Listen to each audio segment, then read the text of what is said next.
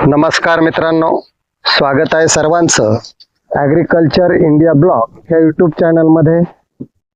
तर पहा मित्रांनो, आज आपण एक अतिशय महत्त्वाच्या विषयावर बोलणार आहोत, ती म्हणजे ऊस लागवडीनंतरची पहिली आळवणी।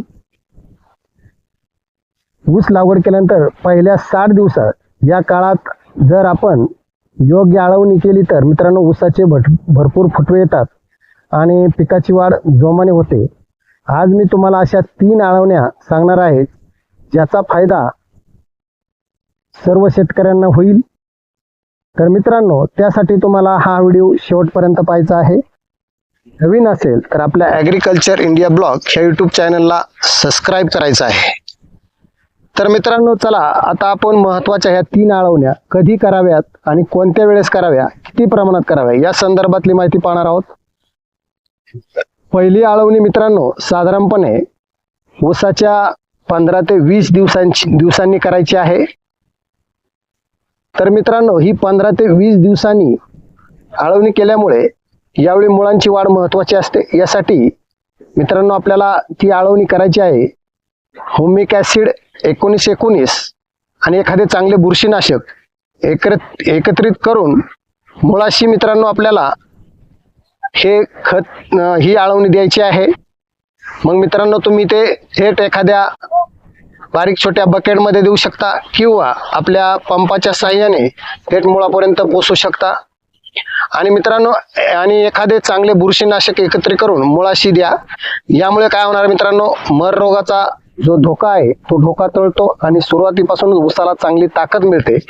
त्यामुळे मित्रांनो ही पहिली आळवणी खूप महत्त्वाची आहे। आता त्याच्यानंतर मित्रांनो आपण दुसरी आळवणी पाहणार आहोत, ती म्हणजे साधारणपणे 35 ते 40 दिवसांचा ऊस झाल्याच्या नंतर आपल्याला ही दुसरी आळवणी करायची आहे।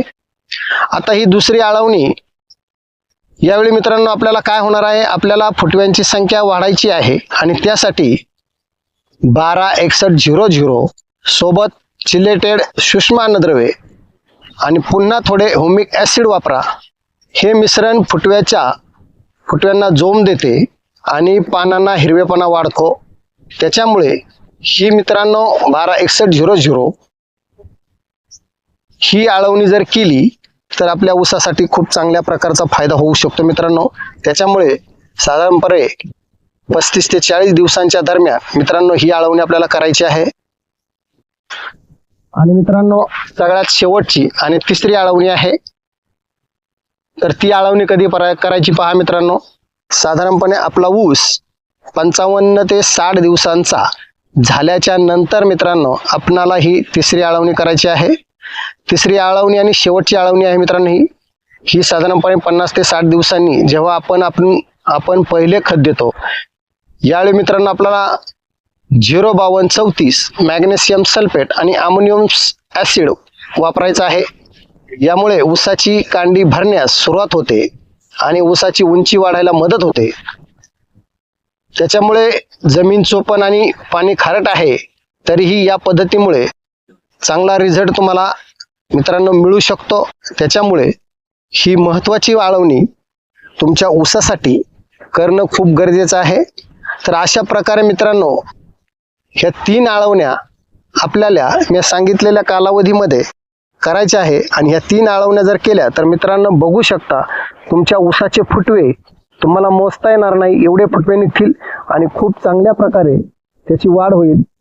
तर मित्रांनो लक्षात ठेवा, आळवणी करताना जमिनीला पुरेसा ओलावा असणं गरजेचं आहे आणि हे करताना औषधे व्यवस्थित मिसळून मुळाशीच पडतील याची काळजी घ्यायची आहे।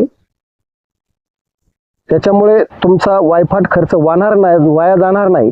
त्याच्यामुळे अशा पद्धतीने ही आळवणी करू शकता आणि ही आळवणी खूप फायद्याची आहे तुमच्या ऊसाच्या फुटव्यांसाठी आणि वाढीसाठी। अशा पद्धतीने मित्रांनो 3 आळवण्या कशा करायच्या आहे मी मित्रांनो तुम्हाला या व्हिडिओच्या माध्यमातून सांगितलेलं आहे। तर मित्रांनो ही माहिती आपल्याला कशी वाटली नक्की कमेंट करून सांगायचं आहे आणि नवीन असेल तर आपल्या ॲग्रिकल्चर इंडिया ब्लॉग या यूट्यूब चॅनलला सबस्क्राईब करायचं आहे आणि आपल्या इतर शेतकरी बांधवांना सुद्धा हा व्हिडिओ शेअर करायचा आहे जेणेकरून त्यांना सुद्धा खूप छान सुंदर माहिती मिळेल। बघू शकता मित्रांनो, खूप छान सुंदर असे फुटवे उसाला आलेले आहेत. तर असो मित्रांनो, माझा व्हिडिओ आपण शेवटपर्यंत पाहिल्याबद्दल खूप खूप धन्यवाद.